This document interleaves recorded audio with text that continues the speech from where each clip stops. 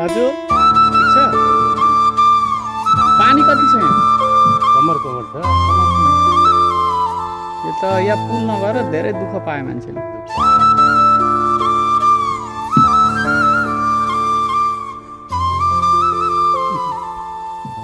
ए दाजु हिरो।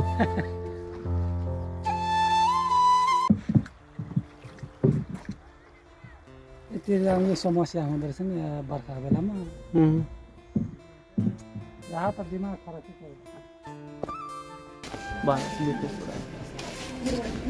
हजुर हजुर चाहिँ यो हडियामा कहाँबाट आउनुभयो? हडिया सिमपानी, खोटाङ सिमपानी, लिचिरामपुर सबै हिँड्दै गए अनि आएर बसी 41 साल वैशाख 10 गते आएको। भनेको धेरै वर्ष पो भइसक्यो। यहाँ आएर चाडा छोराछोरी जन्मिए, 3 भाइ छोरा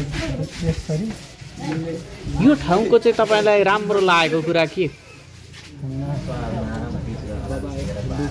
यो बजारहरू सबै कुरा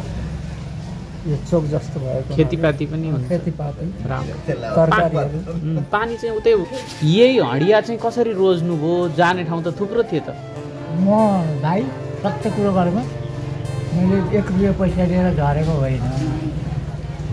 2 भाइ छोरा एउटा छोरी हो मेरो त्यसै भयो चोका तालमा लिएर आएँ अर्का घरमा बस्यो ग्वालीमा बस्यो जग्गा आफैले फाँड्यो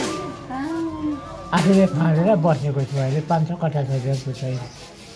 फाँडेर बस्यो फाँडेर बस्यो कुन ठाउँ पर्छ अहिले त्यो अहिले यो पानी टकीदेखि अलिक निम्तिर पर्छ अनि जस्तो उतापट्टि त्यत्रो पक्की ठुलो बाटो छ यतापट्टि यत्रो मानव बस्ती भएकोले त्यो बाटो चाहिँ यताबाट हुनुपर्ने हो जस्तो लाग्दैन तपाईँलाई भन्नाले के कारणले उता बाटो बनाइयो यता बनाइयो त्यही त हुनुपर्ने अनिवार्य बाटो हो के कारणले के कमजोरीले भयो ए हजुर अब यहाँ चाहिँ होम पाइपहरू हालेर एउटा बाटो बनेको थियो अहिले यो छैन यसरी चाहिँ बाइकहरू तार्ने काम भइरहेछ हामी पनि यसरी जाँदैछ कता भाइ बेलुका कतिमा पढ्छौ हडिया हो गा ए नानीलाई ए बा भने यहाँ स्कुल छैन हडियामा होइन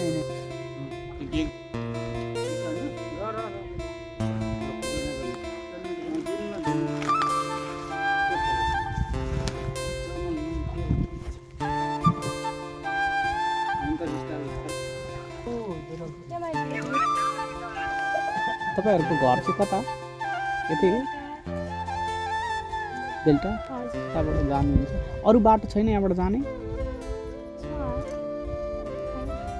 बेलुका पुग्ने अरू बाटो कता छ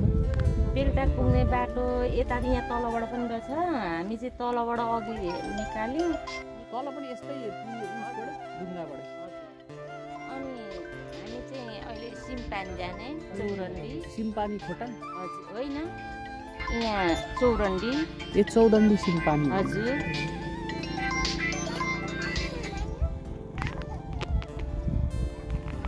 डर लाग्दैन यस्तोमा चढ्नु लाग्दैन गाडीमा अब गाडी भेट्यौँ भने नभए हिँड्दै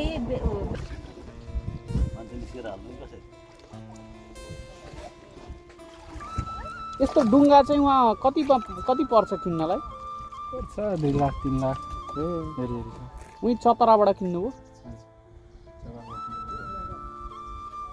यतै बनाउँदा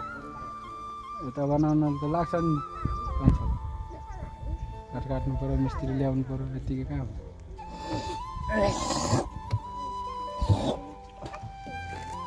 उहाँ चाहिँ बनिरहेको चलिरहेको किन्नुभयो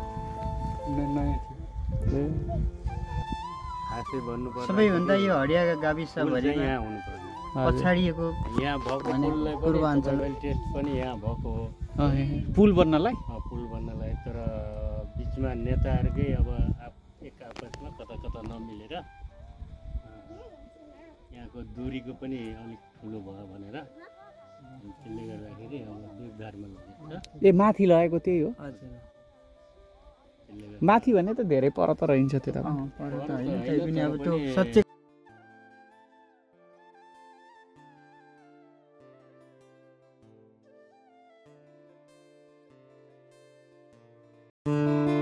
मेरो नाम अनिस खड्का हो तपाईँ ए यो तपाईँ त सबैतिर घुम्नु भएको छ होइन तपाईँलाई हडिया मन पर्नुको कारण के हो अरे अब सानैदेखि जन्मे हुर्कियो वातावरण राम्रै छ अलिक खोला नालाको समस्या मात्र सबै ठिक छ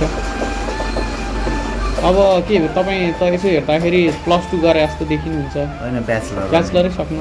अब के विदेश बस्नु जान्ने सुर छ कि हडियामै बस्ने कुरो छ के छ नेपालतिरै बस्नु पर्छ कस्तो राम्रो होला नेपालमा बस्ने सोच छ उहाँको अनि जेएनजी आन्दोलनमा तपाईँको सहभागिता के कस्तो रह्यो गइयो दुई दिनै गइयो के पनि विरोध गरियो जलाउने सलाउनेतिर गइयो यो त लाग्यो जेएनजी आन्दोलन अहिले त ठुलो एउटा बहस सुरु भएको छ हडिया मलाई प्यारो लाग्छ प्यारो छ सधैँ प्यारै हुन्छ जन्मथलो कर्मथलो पनि यही हुन्छ